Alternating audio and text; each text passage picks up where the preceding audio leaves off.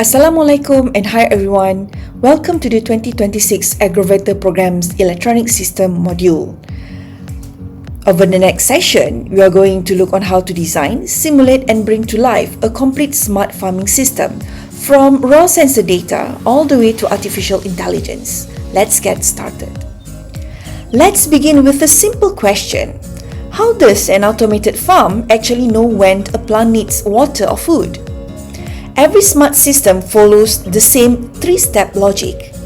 First, we have the input, where sensors gather real-world data, and we have brain, where a microcontroller processes the data, and we have the output, where the actuators respond.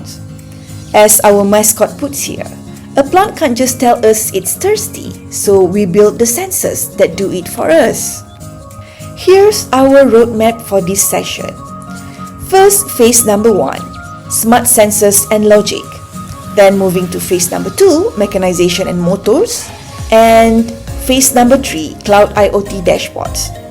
And finally, phase number 4, artificial intelligence vision. Each phase builds directly on the one before it. This is the framework that ties everything together, from sensors to act, to connect and think. Sense is our sensors, act is mechanization, connect is cloud IoT, and think is farm AI. Keep this diagram in mind. We'll come back to it before every phase. We're starting at the very beginning of the framework, sense. Let's teach our farm how to feel its environment. We're going to look right past the standard greenhouse setup to uncover the microcontrollers and logic layers that are quietly revolutionizing how we automate agriculture. So here's the core challenge we're unpacking today. How does an automated farm actually know when a plant is thirsty? We're going to explore the hidden data pipelines that turn standard soil and crops into a highly responsive, fully automated system. We've all seen a wilting plant, right? But in a commercial setup, a wilting plant represents a major data deficit. You're already too late. Today, our focus is squarely on phase 1 of this process, sense, smart sensors and logic. We'll break down the affordable, accessible technology that allows agricultural systems to essentially listen to a crop's needs way before it ever reaches that state of stress. Now, connecting physical objects to the internet, what we know as the IoT, actually has a surprisingly fun lineage. It all started back in the 1980s with a connected Coca-Cola machine at Carnegie Mellon, simply rigged up to check inventory remotely. Kevin Ashton officially coined the phrase in 1999, Walmart adopted it for massive logistics tracking in 2002, and today, well, that foundational architecture scales all the way up to massive automated smart farms. All right, let's jump right into section 1, meet the brain, the ESP32. If you take away just one thing from today, it absolutely has to be the ESP32. This microcontroller is literally the central processing unit of our entire smart farm. Just as a standard CPU processes software inputs, the ESP32 handles environmental telemetry. It's an incredibly powerful, low-cost chip that acts as the primary logic center of the whole operation. But here's the kicker. It doesn't just process local logic. It acts as a full-on network bridge. With its built-in Wi-Fi, it pushes local environmental data straight up to the cloud. This means farmers can monitor real-time metrics and historical trends from absolutely anywhere, totally transforming a physical crop into a digital dashboard. Moving right along to section 2, the farm's super senses. To get that vital environmental telemetry into the ESP32, we have to map specific sensors to specific GPIO pins. We're using the DHT22 on GPIO15 for temperature and humidity, the FC28 on GPIO34 for soil moisture, and an LDR on GPIO35 for ambient light. Let's look at exactly how these three inputs work together. First up is the DHT22, wired directly to GPIO15. You can kind of think of this as the farm's skin. It's constantly tracking ambient air temperature and relative humidity. That provides the baseline climate data the microcontroller needs to calculate things like vapor pressure deficits, or really just to avoid overheating. Our second sensor is the one that actually solves our central mystery. The FC28 on GPIO34 measures soil moisture. By passing a tiny electrical current through the soil, it measures resistance. Higher resistance means dry soil, lower resistance means it's wet. This is exactly how the system registers that a crop actually needs watering. finally, we have the LDR on GPIO 35. A light-dependent resistor basically acts as the farm's eyes. It monitors ambient lux levels, signaling to the ESP32 whether the crop is receiving optimal light for photosynthesis, or if, say, heavy cloud cover is limiting its exposure. So how exactly does the microcontroller interpret all this? Well, it relies on analog to digital conversion. Our physical reality of sunlight and soil moisture is captured as fluctuating analog voltages. The ESP32's ADC pins read those voltage thresholds and translate them into digital logic, clean measurable data points that the software can instantly act upon. It's really cool when you think about it. Complex, messy physical realities like intense UV exposure or rapid evaporation are elegantly distilled into clean, perfectly readable integers. It's the foundational principle of digital engineering, quantifying nature so it can be managed. All right, on to section 3, taking automated action. Because, let's be real, data collection is only half the battle. The other half, actuation. On the input side, we have our DHT22, FC28, and LDR constantly gathering telemetry. But on the output side, the ESP32 uses that logic to trigger hardware, an I2C LCD screen, a relay for a water pump, and status LEDs. 0x27. Now, that might just look like a random jumble of characters at first glance, but if you've ever worked with I2C communications, you immediately recognize this format. It's a specific hexadecimal address on the communication bus. That address, 0x27, is exactly where the ESP32 routes its data for the local LCD display. If the sensors are the inputs, this screen is the local readout. By pinging 0x27, the microcontroller drops real-time metrics for temperature, humidity, and soil moisture directly inside the greenhouse for the farmers to see. Now for the actual physical actuation, we're using a relay mapped to GPIO 18. When the FC28 sensor registers that soil moisture has dropped below our programmed threshold, the ESP32 pulls GPIO 18 high. The relay clicks over, instantly engaging a water pump to automatically irrigate that specific zone. No manual check-in required. We also have an output LED on GPIO 33. Depending on the logic written by the developer, this can serve a couple of purposes.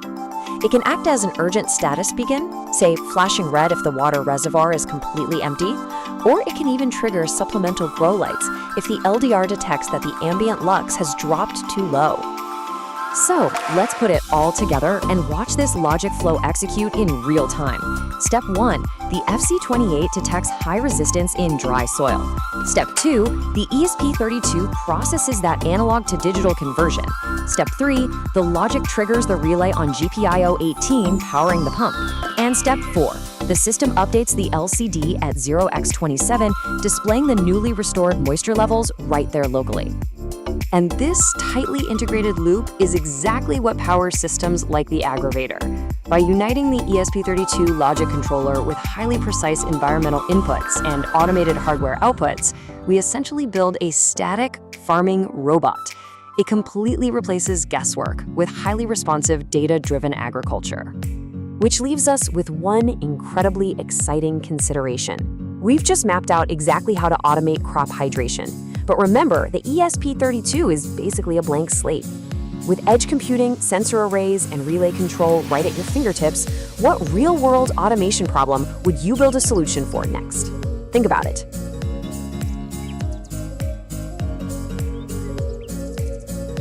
Our first phase starts with 3 sensors. The DHT22 measure air temperature and humidity on GPIO 15. The FC28 soil moisture sensor reads soil water level on GPIO 34, and the LDR photoresistor measures sunlight intensity on GPIO 35. These 3 readings are the raw sensors of our smart system. To make sense of the data over time, we add 2 more components.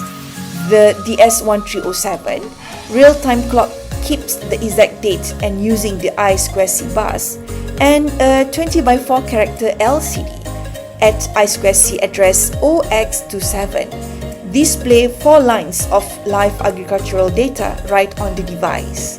Now let's see our sensors trigger real action. A relay module on GP18 turns the water pump on or off, and an LED on GPIO 38 supplements light. Go ahead and move the walkway sensors slider yourself. Let's do this on our workway. So now is the time for our first hands-on activity. Open the walkway link on screen. You will see our three sensors, VHT22, LDR and potentiometer, all feeding into the ESP22 microcontroller, the brain of our system. So let's explore how each sensor's reading changes the value coming into the brain. So what actually happens between a sensor and a screen? From physical condition, the sunlight and moisture, starts our analog reality that gets converted into the voltage threshold, a readable analog signals. And finally, that signal becomes clean digital data, shown right here on the LCD screen. Physical condition become readable voltages, and readable voltages become digital logic. Here's a complete picture of what's happening inside our system. On the left, our three inputs, FC28 soil moisture and LDR photoresistor, and the DHT22 sensor, all feed into the ESP22, our brain, which also talks to the DS1307 real-time clock. The brain runs its loop every 3 seconds, processing that data and sending command out to the relay module, which controls the pump and the status warning LED. And everything gets displayed on our 20x4 LCD screen. Now let's experiment. Click the potentiometer that represents our soil sensor and move the slider 20%, then 50%, then 80%, and watch the LCD status changes from wet to normal to dry. Now let's go deeper. Find line 86 in the code where soil condition is calculated. Right now, anything above 66.6 is flagged as dry. Let's change that to 50. Restart the simulation and ask yourself, what status show on LCD when the slider hits 55% now? Let's add one more sensor to our system, the Modbus Soil NPK probe. Open the second walkway link here. Now our ESP32 brain reads from both FC28 soil moisture sensor and the NPK probe and pushes the data out two ways. Locally to an SSD 1306 OLED screen over I2C and globally to the Blink cloud platform over Wi-Fi. For phase 2, we bring in two more sensors. A potentiometer on GPIO34 safely simulates a soil moisture probe, and a soil pH sensor on GPIO32 measures acidity and alkalinity. Remember, microcontroller runs on low power, so any actuator we connect needs high power relay in between. Let's look closer to the NPK probe. It communicates over serial 2 using UART pin on GPIO 16 and 17. It reports back 3 critical nutrients, nitrogen, phosphorus and potassium, using simple hex command OX1, OX3 and OX5 sent directly over serial 2 communication link. Now let's observe. Watch the virtual OLED on screen. Every 2 seconds it updates the fresh N, P and K readings. Remember what each one does. Nitrogen helps leaves grow big, phosphorus builds strong root, and potassium keeps the whole plant healthy.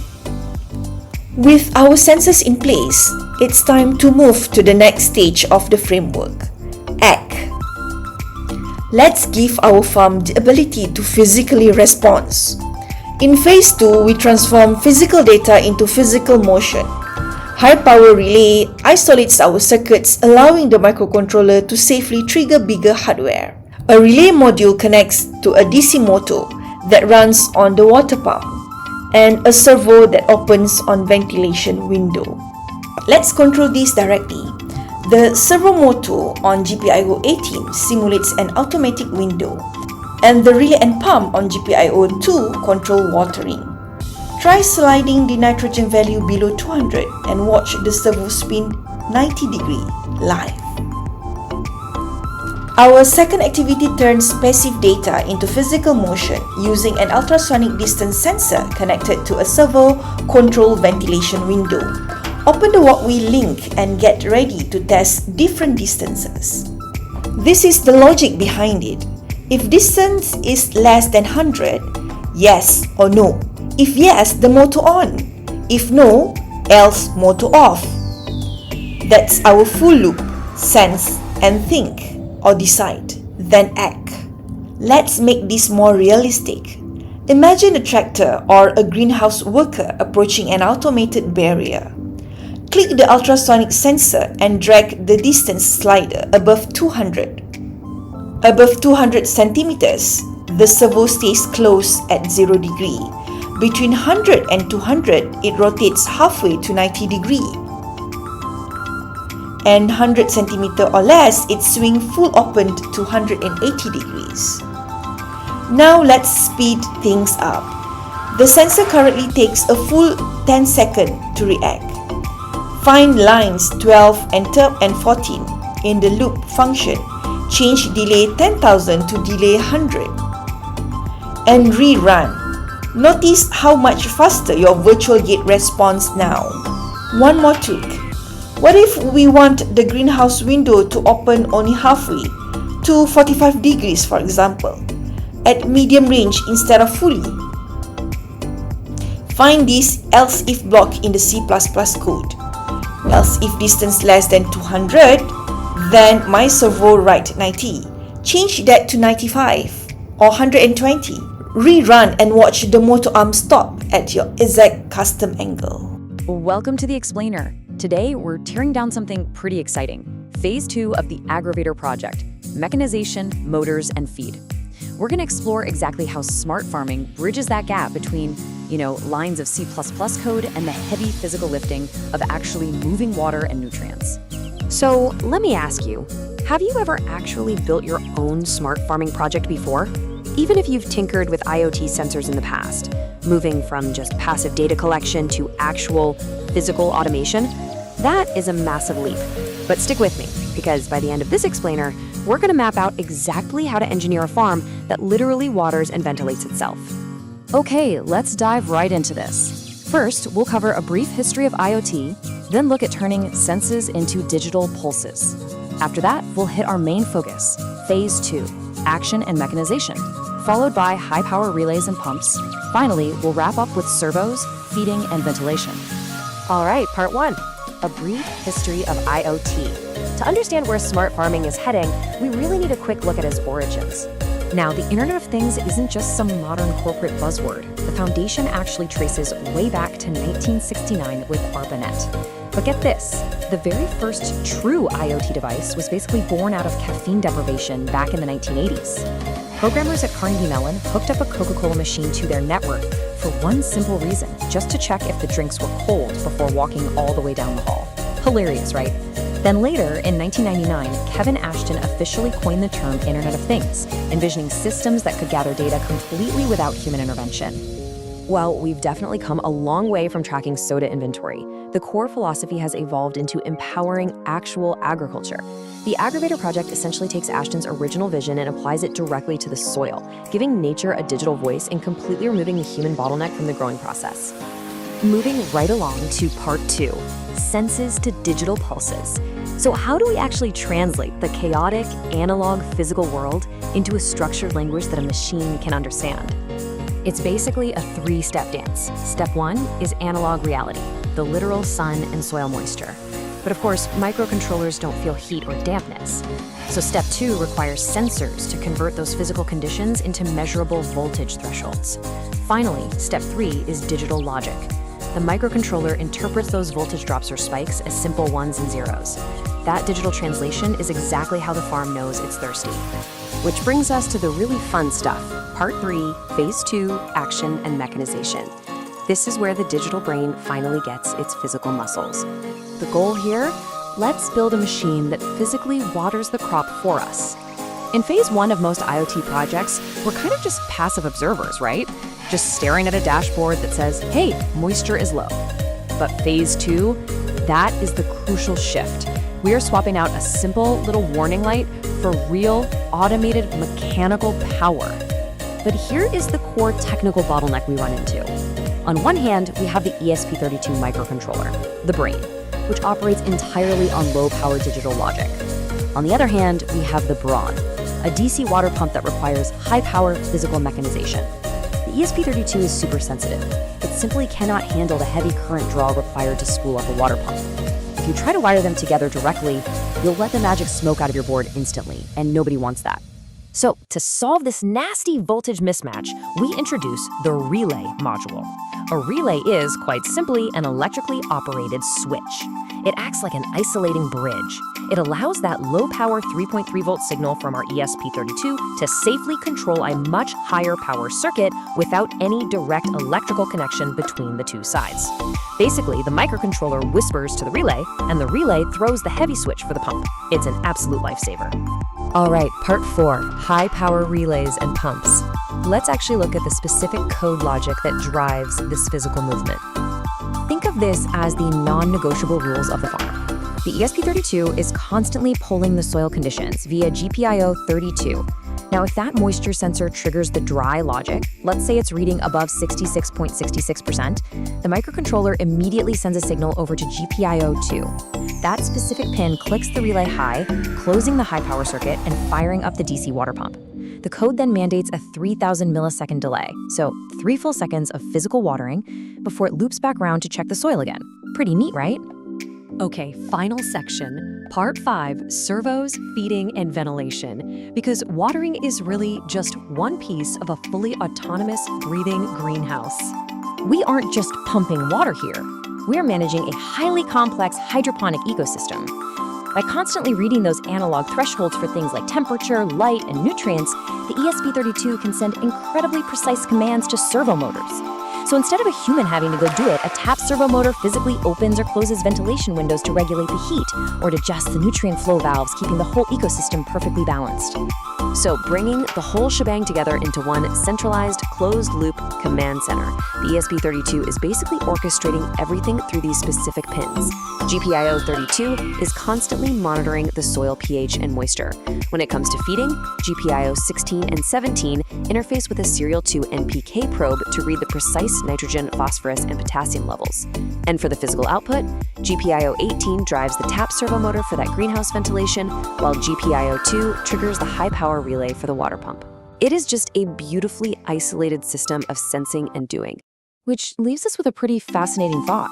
When our food can essentially grow itself, when these networks of microcontrollers, high-power relays, and servos take over the heavy physical labor of watering, feeding, and ventilating crops, what will the farms of tomorrow actually look like? The Agrovator project really proves that the future of agriculture isn't about harder manual labor.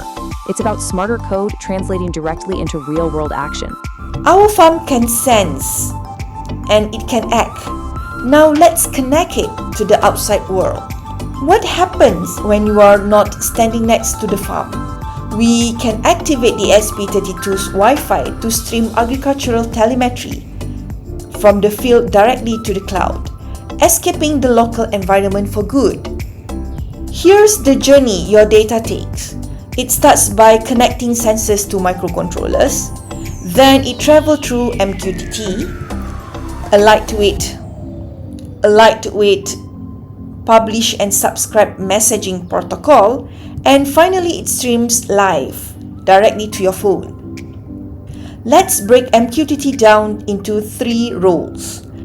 The publisher, our sensor, collect data and publish it to a topic.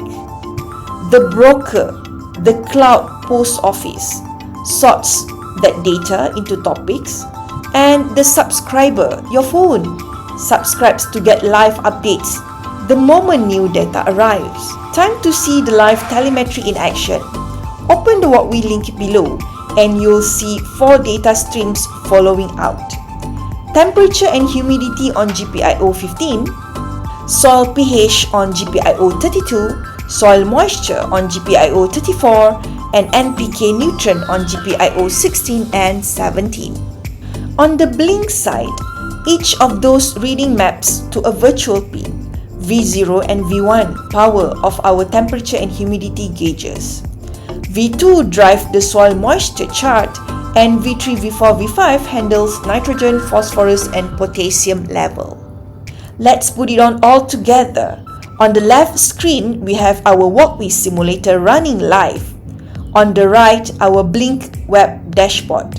Go ahead, move the slider on walkway and watch the cloud gauge move instantly on the other screen. Before we move on, a quick and important rule on security. Always use secure credentials.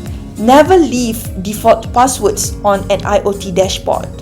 Use encryption like TLS or DTLS to prevent data tampering. And use mutual authentication, verifying gateway identified before ever sending a command. Moving into Phase 3, Connect. We'll be tracing the fascinating journey of agricultural data as it escapes the local dirt and travels all the way up to the global cloud. You see, hardware alone just isn't enough anymore, right? We need connectivity, and we need it to be absolutely bulletproof.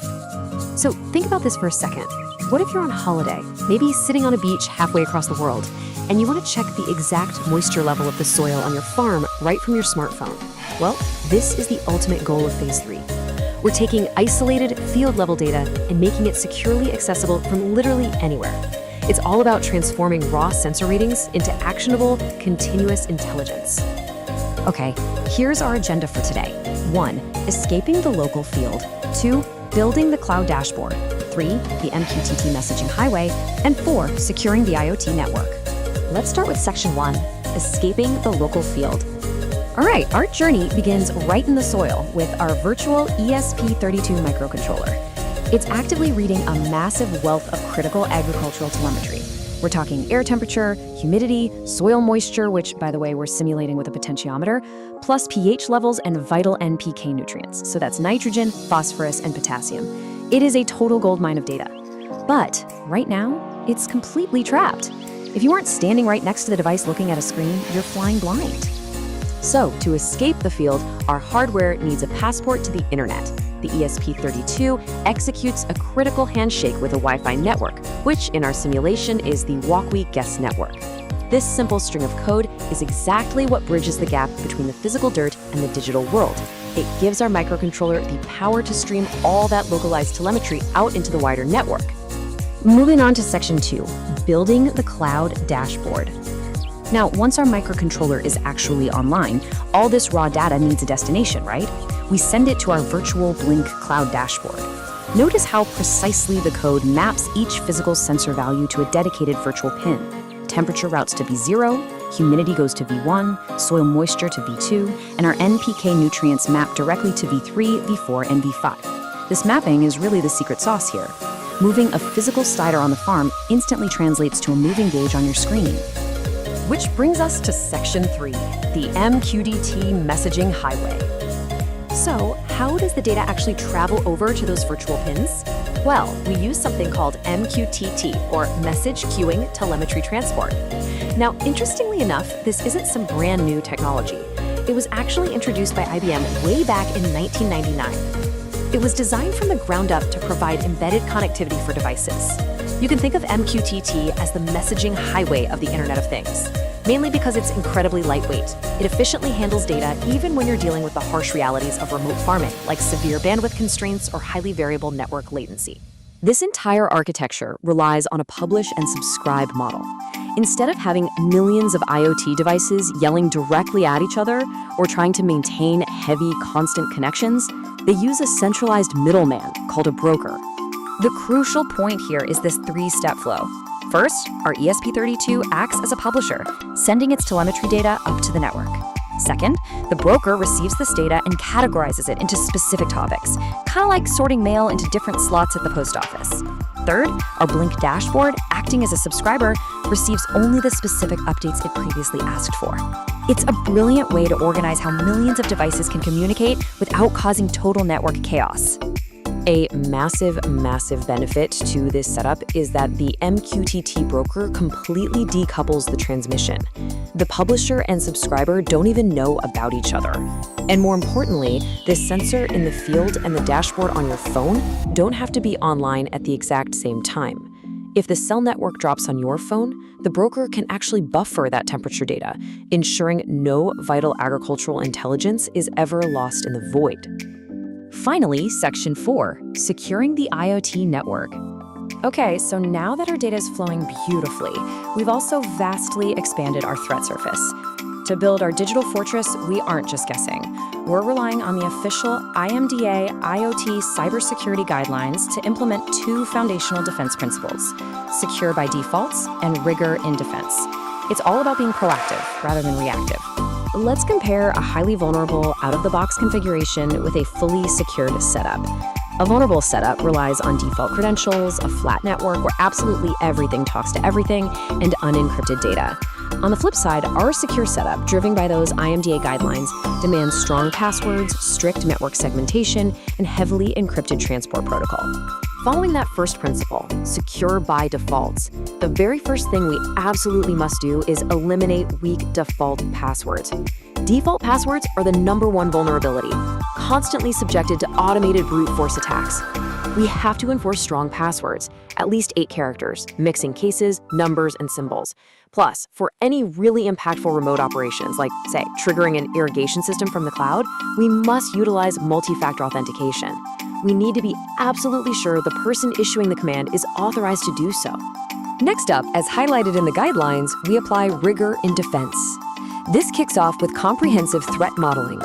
We have to systematically identify exactly what system assets exist and prioritize our limited security resources to protect what actually matters most. I mean, you can't protect a network if you don't even know what's on it, right? A huge part of that defense is isolating assets through network segmentation. We must segment our IoT devices entirely away from the main corporate enterprise network. Think about it. You absolutely want to ensure that a hacker who manages to compromise a simple soil moisture sensor out in the field cannot use that as a backdoor gateway into your enterprise IT network to steal financial records or customer data. That would be a disaster. Finally, we have to secure the messaging highway itself. We require mutual authentication between our IoT clients and servers to verify identities before any data is ever exchanged. And we must enforce TLS encryption on all our MQTT payloads. If we don't encrypt the data in transit, literally anyone listening on the network could intercept our telemetry or, even worse, inject false data that completely ruins a crop cycle. We've seen how incredible it is to bridge the gap between physical soil and cloud dashboards using microcontrollers and the MQTT protocol. But as we wrap up this explainer, I want to leave you with a crucial question to evaluate your own IoT deployments. Your farm is connected, and sure, you can see your data from the beach, but is your data truly secure against the realities of the modern web? Take these IMDA guidelines back to your own projects and start building that digital fortress. Thanks for joining me on this explainer, and I'll catch you on the next one. We have built a farm that can sense, act, and connect. Now it's time for our final and most exciting phase. Let's teach it to think. Let's experience computer vision firsthand using Google Teachable Machine. By using nothing more than a webcam, our system is going to learn to tell complex visual patterns apart entirely on its own. Remember, AI starts with data, not code. We're going to capture 30 to 50 webcam images for 2 classes. Class 1, your face, and Class 2, your hand. One important rule, keep your face completely out of frame while you are training the hand class. So, how does the AI actually learn from those images? First pixel. The camera turns color into millions of numbers using RGB values. Then features. The AI extract patterns like eyes, mouth, and fingers. And finally the model. All of that gets saved into a reusable TensorFlow or Keras brain file. Now let's test it. The AI doesn't give a simple yes or no. It outputs a percentage, like 98 degrees hand. What it does is that it's playing a mathematical matching game. Try making a fist or a piece and watch the confidence drop. In our example, a clear hand reads 98% confidence, while an ambiguous fist drops all the way down to 50%. Here's the powerful part. This exact same concept applies directly to agricultural technology. Swap hand for wheat, and if model matches the wheat pattern with 95% certainty, for example, It triggers a servo or a stepper motor to physically pull it out or cut it off. Let's connect this to a real farm. Cameras can scan the field to distinguish crop from weed. If a weed is detected with a more than 95% confidence, the microcontroller tells a stepper motor to pull it out, completely autonomous. Alright, let's jump right into this explainer. We're zeroing in on phase 4 of IoT integration today, the think phase, which is all about farm AI and visual recognition. We hear the term AI thrown around in the abstract all the time, right? But today, we're making it incredibly concrete. By the end of this, you're going to see exactly how we take a machine from learning to see via a simple webcam all the way to acting on those visuals in a high-tech smart farm. So think about this for a second. How exactly does a robot know a crop from a weed? For us, pulling a weed is a total no-brainer. You look down, you spot a leaf that just doesn't look right, and you pull it. But a computer, it doesn't have a biological brain, it doesn't have human eyes, it only processes ones and zeros. So how do we translate our intuitive human understanding into a digital process that a machine can just run with autonomously? Well, to answer that, we've got to take AI out of the cloud and drag it down into the mud. The physical, messy, muddy reality of a working farm.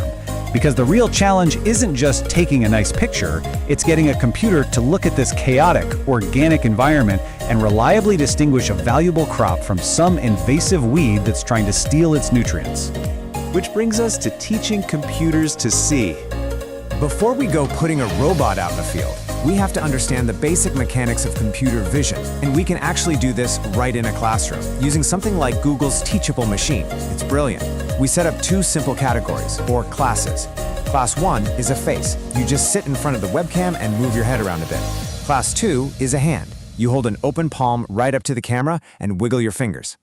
Basically, we are feeding the computer 2 very distinct visual inputs to learn from. Here's the playbook. You grab about 30 to 50 webcam images for each class. You definitely want to capture different angles and lighting so the algorithm really starts to see patterns. But here is the absolute golden rule. You have to keep your face completely out of the frame when you're training that hand class. If the camera sees your face while it's trying to figure out what a hand looks like, the AI gets totally confused. It's going to start associating your facial features with the hand category. Remember, it only knows exactly what we show it. So, let's demystify the AI box and see what's actually happening under the hood. I know we call it learning, but there's no magic here. It's just a heavily layered math process. First up, pixels. The camera takes your hand and turns it into a massive grid of RGB numbers. Literally, millions of tiny colored math blocks. Second, features. The neural network scans those numbers looking for patterns. For a face, it might extract edges that look like 2 circles and a line. For a hand, it's looking for 5 vertical lines. Finally, we hit the model itself. All these patterns get compiled into a brain file. If you think of a framework like TensorFlow as the giant factory doing all the heavy lifting, the Keras model is the neat little recipe card the computer keeps in its back pocket to use later. Now, all of this relies heavily on supervised learning and data accuracy. That webcam activity we just walked through, that is a textbook example of supervised machine learning. It's a setup that relies entirely on labeled data. When we told the computer, hey, this batch right here is a face, and this batch is a hand, those labels gave the computer its absolute ground truth. It doesn't question us, it just optimizes its math to perfectly match the labels we gave it. And there's a really great insight from IBM's research here. They point out that while supervised learning models are incredibly accurate, they absolutely require upfront human intervention. We have to be the ones curating and labeling those 30 to 50 images right at the beginning. The AI's accuracy relies entirely on us. But, and this is a critical warning from current data research, if our human-labeled data is garbage, the AI's decisions will be too. If you only train the AI on hands and perfectly bright lighting, and then try to test it in a dim room, it's going to fail. If we carelessly collect data in high-stakes environments, we create a really dangerous feedback loop. The machine literally mathematically amplifies our own human blind spots. All right, let's take all this out to the field. Pulling weeds with AI. We are taking that exact same underlying neural network architecture, the one we just built with a classroom webcam, and dropping it right into a modern IoT-connected smart farm. But out here, the camera isn't looking at students. It's scanning rows of crops, explicitly tasked with identifying invasive plants. This is a massive shift in how we build technology. In the early days of automation, we had to use rule-based logic. Humans had to write incredibly rigid instructions, like if the color is exactly this hex code of green, then pull it. But nature doesn't do rigid rules, right? Machine learning, on the other hand, operates on pattern recognition. We don't hard code the rules anymore. We give it examples and the system learns autonomously to spot a weed, even if the lighting shifts or the size is weird or it's covered in mud. And because we're relying on pattern recognition instead of rigid rules, the AI doesn't deal in absolute certainties. Instead, it operates on a probability-based confidence threshold. As that robot scans the field, it's constantly crunching probabilities in real time. It actually waits until it is greater than 95% sure that what it's looking at is a weed before it even thinks about taking action. And boom, this is where the digital world crashes right back into the physical one. Step 1, the camera continuously scans the ground. Step 2, the AI crunches the RGB pixels into features and hits that greater than 95% confidence threshold. Step 3, the exact moment that threshold is crossed, a digital signal gets fired off to a physical microcontroller. That controller sends an electrical pulse to a stepper motor, driving a robotic arm that physically rips the weed right out of the soil. It goes from pixels to probabilities to physical action in a split second. So, as we wrap up this explainer, I want to leave you with this thought. We literally just went from waving a hand in front of a laptop to triggering an industrial motor and a muddy field, all using the exact same foundational principles of supervised learning and feature extraction. The power to build the next great IoT system, to take digital intelligence and use it to solve actual physical real-world problems, is quite literally in your hands. So, what will you teach a machine to solve next? Let's close by comparing what we built across all 4 phases. In phase 1 through 3, we use rule-based logic, detailed instruction. If X, then Y, rigid thresholds, all programmed by us. In phase 4, we shifted to machine learning, pattern recognition, probability-based decision above 95% confidence, trained through examples, learning entirely on its own. That's a leap from logic instructions to machine learning, and that's the complete smart farm that we see today.